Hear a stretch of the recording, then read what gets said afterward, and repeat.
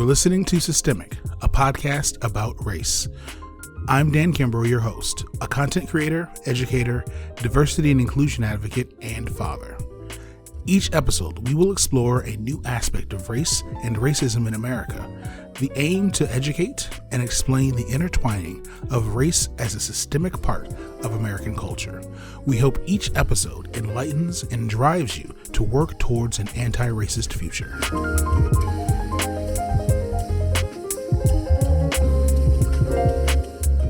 So it seems that America is slowly waking up to the fact that some of the images, the stories, the toys, the things that they hold dear from their childhood just might be problematic.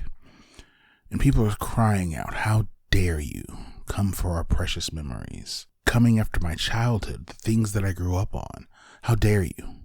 No matter how racist, sexist, homophobic, or exclusionary they may be, how dare you pick apart my past? It's becoming more personal now. And the thing is, this is part of the problem, right? America has this long history of using racist images and derogatory images for Black Americans and other groups as well. And it's woven into the fabric of the country, so much so that it comes out in the artwork, whether that artwork is cartoons, whether it's theater, whether it's movies, television, advertising, print, newspaper. It's tied to America and this sort of notion of who we were at one point, because it was acceptable then, and I'll get back to that. And so early Americana artwork is full of these images. You'll see you'll see artwork of, the bald Black man with the pitch black skin, bright white eyes, and these humongous red lips that are just painted candy apple red. Sometimes they may be white, but it's usually like that bright candy apple red. And Black women got the same treatment.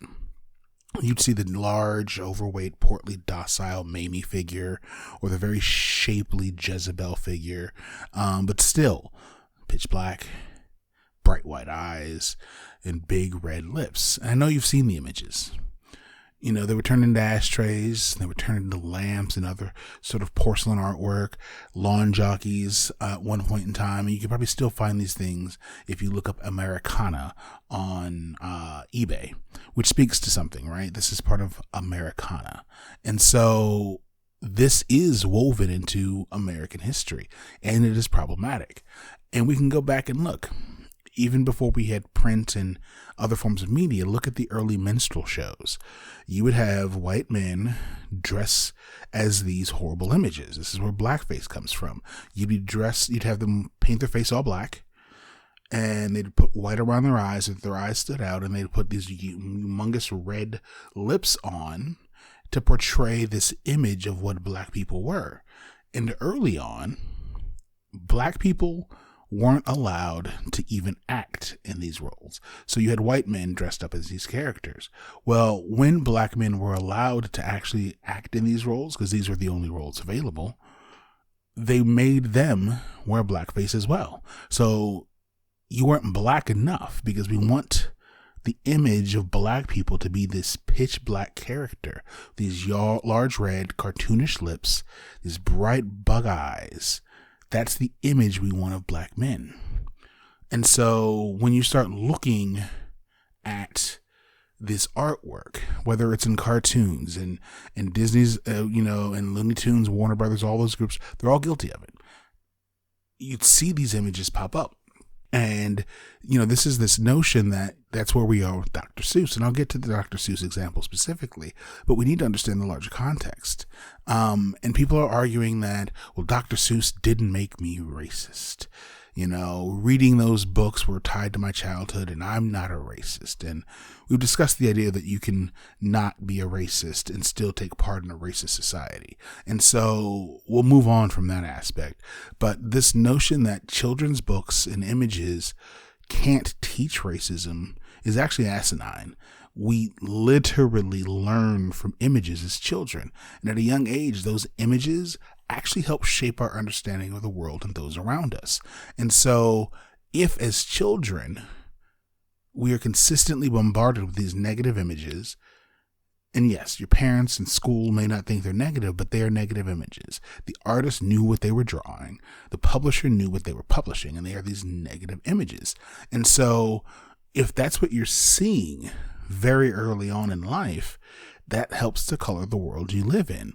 And if we go back in time, let us not forget, up until the 60s, segregation was a real thing. Schools weren't integrated. Neighborhoods weren't integrated. And so if you grew up reading some of this material or watching these cartoons, that may have actually been the only exposure you had to a black person. Now, maybe you had a black housekeeper, or maybe there was a black delivery person, or if you used the trains, there may have been a black porter you had seen. But realistically, those aren't people you know. Those are people you come in contact with.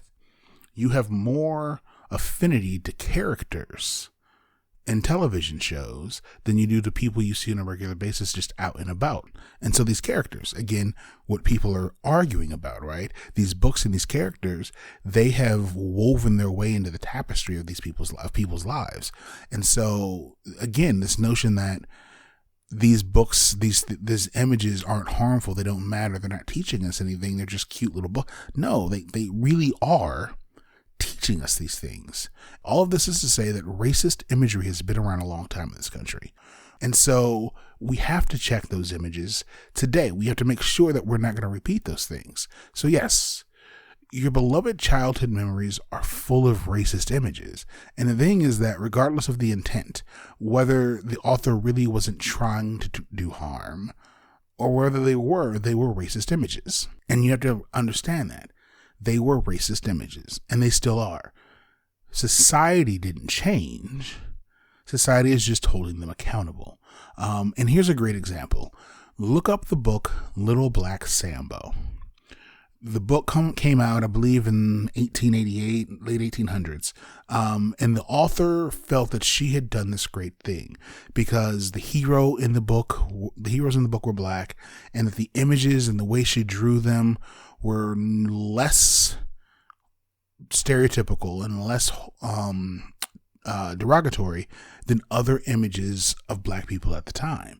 And so she thought she had done this great thing. And as Langston Hughes goes on to describe it later on, that all she did was draw Pickaninny-style images. Plus, the majority of the characters' names were actual racial slurs. So she may have elevated the bar slightly, but the work was still racist. And so over time, that book has sort of been re-illustrated, redrawn, because so many people are tied to the story. And it's like, you're tied to a story that's racist. The imagery is racist and the wording is racist. You have to learn to let that go. And again, it was racist then and it's still racist now. And the argument of, well, it was acceptable then, or that's the way society was, it holds no weight. Racist is racist. And if we can't hold the past accountable, these things will continue to manifest and repeat throughout history. And I say accountable because people like to call it cancel culture, and it's not. It's accountability. Every time you want to yell, cancel culture did this, replace it with accountability. Accountability did this because there was something that was wrong and someone held them accountable. And that's the only way we make progress. No one's canceling anything.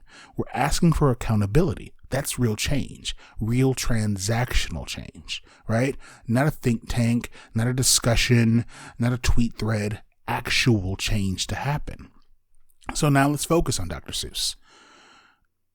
The images that were removed, the books that were pulled because of these images, there were 6 books out of a library of 55, 60 books. These weren't even the most popular ones. So it's not like these were the books that are the big sellers that everyone's tied to. Yes, there are people who read these 6 books. They may be tied to them, but it doesn't matter. They were still racist images. So your favorite Dr. Seuss book is a book that has racism in it. You need to accept that. But here's the thing. This wasn't cancel culture or even outside accountability. This was Seuss Enterprises. On their own, they looked at the catalog, they looked at their intellectual property and said, you know what? This is bad. we should probably stop publishing these. And they did.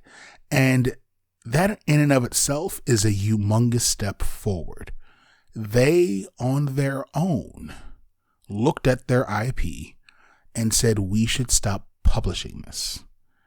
That's the kind of progress we need in this country. We need to get to a point where companies and corporations can police themselves, and it doesn't take an outside group protesting and causing a stink and holding people accountable. That shouldn't have to happen for you to take a stop and just look and go, well, this is what we've done. Well, this isn't good. That's not good either. We should probably correct these things. And so they did. And all they did was stop publishing the books. They did not ban them. They did not pull them. They just stopped publishing. So after 2021, there will be no more new versions of these books. The old ones are still in circulation. You can still find them. Apparently, they're doing extremely well on eBay right now because, we like to pay money for racism. But that's all they've done. They just said, we're not going to publish these anymore. We've realized that these images were harmful and hurtful, and we're no longer going to publish them. It's their right. It's their company. It's their IP. They can do that. And so this outrage that they would do this. In fact, I think at some point somebody poured money, maybe the government poured money into the Seuss Foundation to get them to change their mind. And they're like, thanks for the money, but no, we're not doing that. Like, we've made this decision. And again, this is a very good thing. But this outrage is all for nothing because it's their property and they're doing the right thing. And so we have to look at this idea of, are we going to go back through history and section off all of these things that are racist or derogatory or say things that may trigger someone? Yeah, we should. That's exactly what we should be doing. I had a chance to talk with a librarian about this topic, and they were really sort of torn because libraries don't want to ever ban a book. They don't want to not give someone access to something. And we talked, and what they're looking at doing is taking the book off the shelf, right? Because they had 2 or 3 of the books, taking the books off the shelf out of the children's section, right? So now we've removed it from children, right? Books that have derogatory and racist images are not accessible to children. All right, that's good. They've put it in the reference section, so it's still available. So if you want to check this book out for research or to show your child racist images, you have the ability to do so, but it's in the reference section. It's also not leaving the library, though.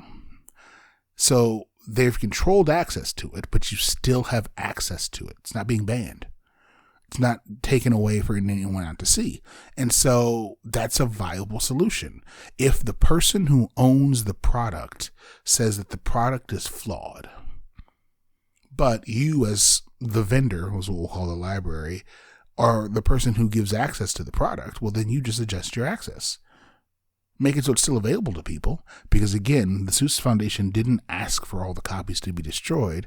They just said they're not making anymore. So as a library, they decided to pull them.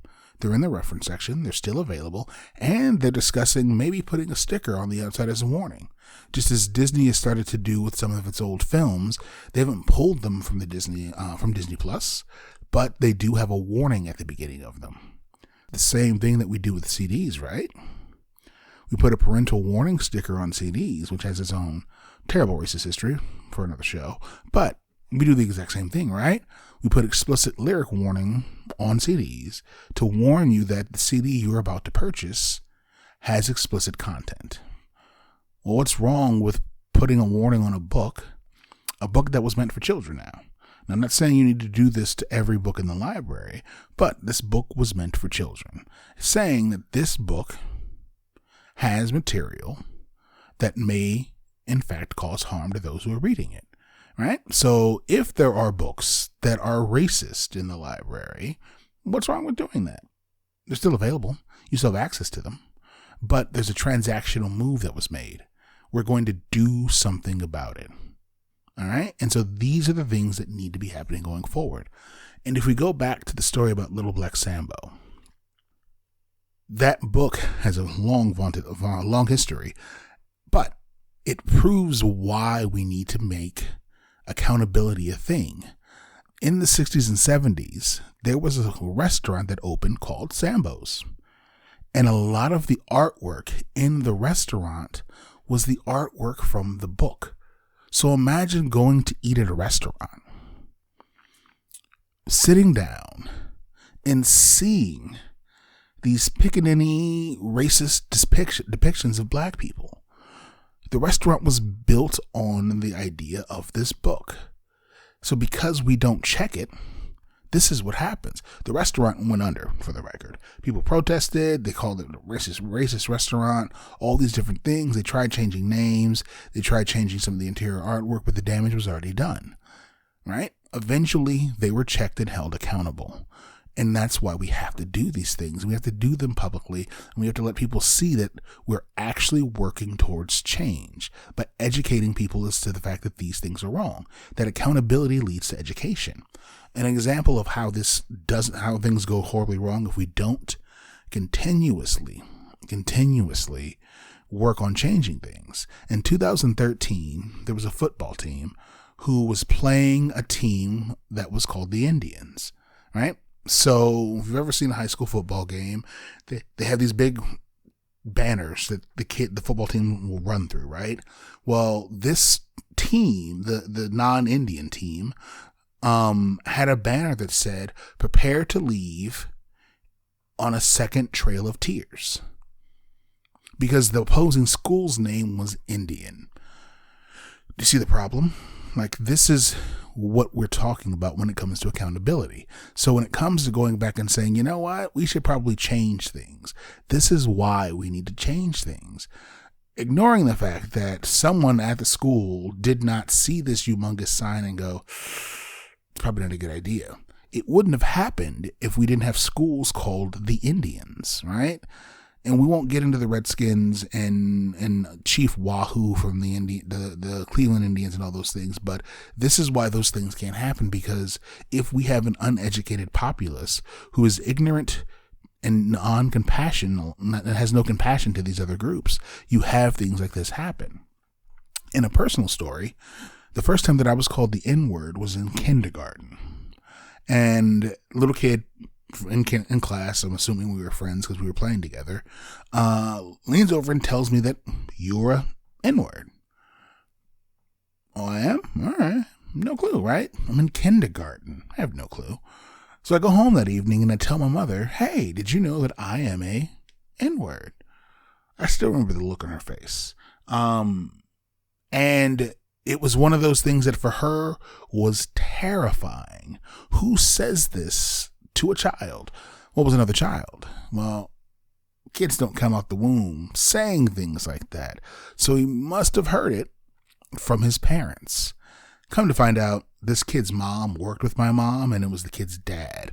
But this is the thing, right? The things that we teach children leave the house at some point. So if your child is growing up reading Little Black Sambo or looking at these images that are popping up from Dr. Seuss or whoever, I mean, go watch, Google Bamboozled Ending from Spike Lee film, and you'll find this, I think it's 2 or 3 minutes long. It's this clip of all these images of black people, whether it's cartoons or print or black actors playing in these roles, of how we used to view black people, right?